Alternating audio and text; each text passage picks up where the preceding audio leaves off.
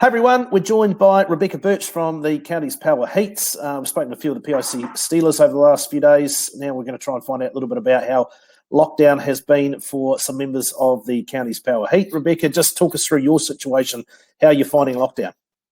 Yeah, hey Dale, thanks for having me on. I guess it's not the first time we've been through lockdown before as a Heat team. We had a couple of lockdowns last year. We had one earlier in the year and then one later in the year as well. We were prepping for our season. So coming into it this year, I think we've been pretty lucky. Our coaching and management trainer team have been pretty good with us, set us up with training programs. I'm nearby Waiuku Rugby Club, so I can get out there and hit some running blocks, and there's some pretty pristine grass out there. So we do that. A few Zoom meetings. I think that's been the way for most people to keep in touch during lockdown. So we have some rugby-based Zooms, and then, just some fun stuff, mini team challenges, trying to keep the motivation going for the team. Everyone's in a different situation in lockdown in their environment. We were obviously nearing sort of the end of our season into some playoffs. So we're just training, hopefully that we'll get back playing, giving some loose dates and timeframes. But I guess in terms of how long lockdown's going to be, we don't really know at this stage. So, just doing what we can. And as our management team say, hey, you control the controllables. So just trying to keep the motivation on for the girls and keep going. Yeah, it's got to be a bit of karma there after last year and everything. The way the season finished, you guys are very unlucky to sort of miss out on a playoff spot on a rather obscure rule that no one really knew about. We thought we were through on that one. now in a position where we just need to get this last game against Waikato locked in so that have a chance at trying to control your own destiny. So fingers crossed we have a little bit of luck. I think it'll be next Monday when the Prime Minister greets the nation that we get a bit of an idea of where we're at. So fingers crossed we're tracking the right direction between now and then.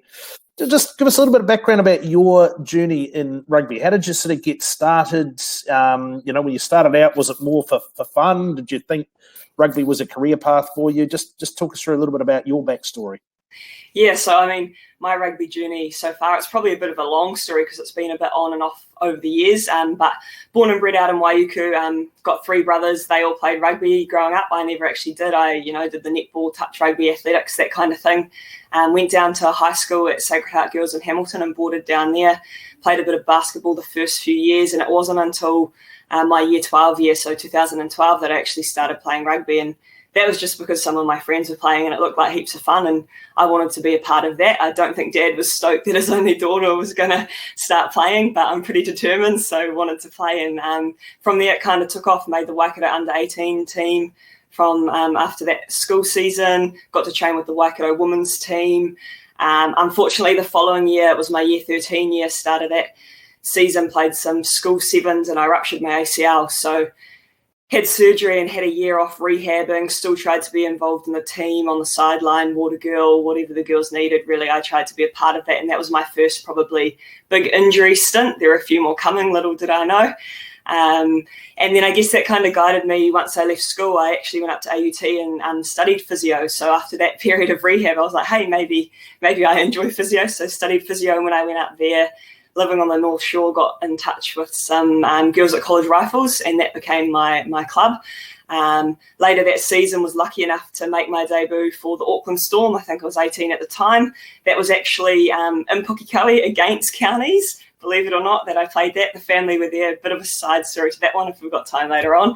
And then later that season, playing club sevens, re-ruptured my ACL. So I think it was a sign that maybe sevens wasn't the game for me, but that meant the following year, more surgery and another season off. Rehab from that again, came back a couple more seasons with Rifles. We won a couple of Coleman Shields throughout that time, which was pretty awesome. Played for Auckland Storm, and then once I graduated, I actually came home to Counties. Got a job at JMar Physio and Jury, bit of a shout out there to the team. And was still playing club in Auckland, travelling back and forth, but there were some whispers about, hey, why don't you come and play for the Heat? And I was like, hey, I'd love to do that. So got a release from Auckland since I was playing club up there. Started training with the wider squad, was really keen to play, and then that club season dislocated my ankle. So more surgery. That was over a year on the sideline for that one. That next club season still wasn't ready to play. That was 2019. So through work, and Jeff ended up physioing the Bombay boys that year. They won the Nat Cup that year. So that was an awesome thing to be a part of as a physio. And then made my debut for counties later that season. Didn't quite go smoothly, broke my foot that year as well, so another few weeks off. But since then, been based in counties, playing club for Ardmore the last couple of years, and 3 seasons under the belt now. For the Heat, was able to be a part of the Chiefs women's squad earlier in the year. Didn't make the playing team, unfortunately, but pretty awesome campaign to be a part of. And then, snuck in my Blazer game before lockdown just now for counties. So, it's been a bit of a journey, and who knows, maybe there's a bit more to come yet.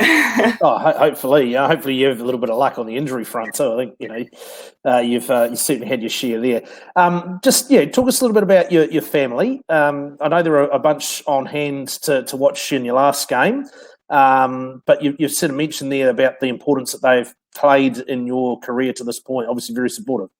Yeah, so I mean that little story that I mentioned about my debut, like I said, that was for Auckland against counties, born and bred in counties. So brothers and I have always supported counties, been along to the union to watch the games, and had a few family friends that have played for the Steelers. So the boys were pretty hearty counties supporters, and they came to that game, and I saw the family after the game, me having just played for Auckland, and one of them was in a counties jersey, and I kind of said to him, hey, now that your sister's playing for Auckland, you reckon you could get some Auckland gear that you might be able to wear and, support me?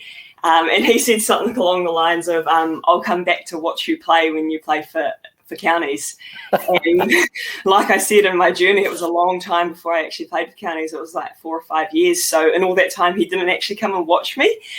He was there supporting, obviously, but not watching on the sideline. So that sort of made it even more special when I came to play for counties. And I mean, the family's always there with whatever I've done in life, and whether it's behind the scenes with rugby stuff or whether it's actually on the sideline. Dad, I think, struggles a bit, like I say, the only girl that plays, but he comes to the games and offers me advice afterwards because he thinks he's an expert and all that. And I think the brothers finally admit that maybe I'm the better rugby player in the family, even though I'm the only girl. That's the way.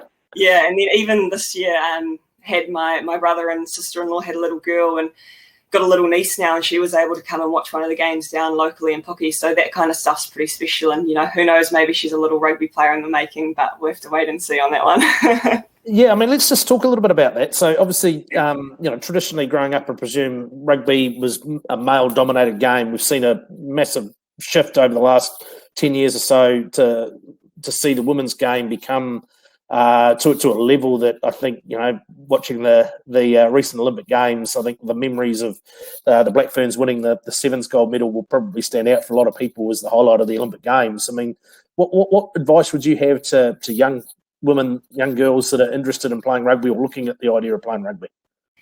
Yeah, I mean, I think it's just about getting out there and giving it a go. Like you say, there's definitely a pathway there for women's players, whether that's 15s or 7s. And I mean, I didn't start playing until my later high school years, which might be a bit later for some these days. There seems to be a lot of young girls coming up the ranks. We can see in counties already with the work Adi and Hazel have been doing with the all-girls Ripper tournaments. Some of us Heat girls got out there about a month ago for the finals day to watch that. And it was cool just to see the talent and the skill, the girls out there in their club colours, which they don't often get the opportunity to do that in the rugby colours, and just to see them having fun. So I think key is to get out there, give it a go, have lots of fun along the way. You'll make great friends, meet heaps of people. There's something special about a rugby team environment. I think it brings a lot of different cultures and backgrounds together, especially in counties. You form some great friendships, and definitely if you work hard, there's a pathway there for the girls that are aspiring to get in that black jersey one day. All right, last question. You've talked about how you played at College Rifles for a long time before shifting back and linking up with Ardmore Marist the last couple of years. Just how far away are we from potentially an all-counties Manukau women's competition? Because the growth of the game is clearly there. Are we far away, do you think? Oh, I'd love to see that, For so long we've been playing up in the Auckland competition, and back in the day even Waikato played up with us, and they've finally got their own comp down there. So I think we're definitely building. We had 3 teams in the top grade this year, Rewa, Ardmore and then Papakura. So we're definitely building up there. There's some tens teams and things coming on. I think it's just a matter of keep building that game, getting the interest out there. I think it's a game for anyone if you want to give it a go. Like I say, it's a great way to meet people, make friends, good skills involved, bit of fitness, bit of hard work. But hopefully I would like to see that in the next couple of seasons we can build our own counties club comp, and then that will even feed the heat even better as well. So definitely want to see that happening if we can. All right. Well, look after yourself during the rest of lockdown. For goodness sakes, please stay injury free. And hopefully we'll see you back on the park in a couple of weeks with any luck. Yeah, can't wait. Thanks very much.